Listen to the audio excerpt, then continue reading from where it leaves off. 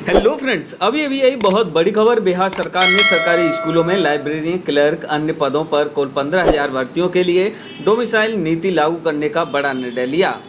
यह केवल बिहार के स्थायी निवासियों के लिए सीमित होगा, यानी केवल राज्य के डोमिसाइल युवाओं को ही इन पदों पर आवेदन करने का अवसर मिलेगा। दूसरे राज्यों के उम्मीदवार इन भर्तियों के लिए आवेदन नहीं कर पाएंगे। यह घोषणा गुरुवार को उप मुख्यमंत्री डिप्टी वहीं यह भर्ती 17 जून को हुई नीतीश कुमार सरकार की कैबिनेट बैठक में मंजूर की गई थी। इस बैठक में इन पदों पर बहाली के लिए 3 अलग अलग नियमावली को भी मंजूरी दी गई है। इसके बाद विभाग ही इन पदों पर नियुक्ति के लिए आवेदन प्रक्रिया शुरू करने वाला है। इस नीति के लागू होने से बिहार के युवाओं को रोजगार के अवसरों में मजबूती मिलेगी, खासकर उन क्षेत्रों में जहां स्थानीय युवाओं का रोजगार पहले सीमित था। पिछले कुछ वर्षों में बिहार लोक सेवा आयोग के माध्यम से शिक्षकों की भर्ती में डोमिसाइल नीति लागू नहीं की गई थी, जिसके कारण कई बाहरी राज्यों के उम्मीदवार भी बिहार में नौकरी पा गए थे।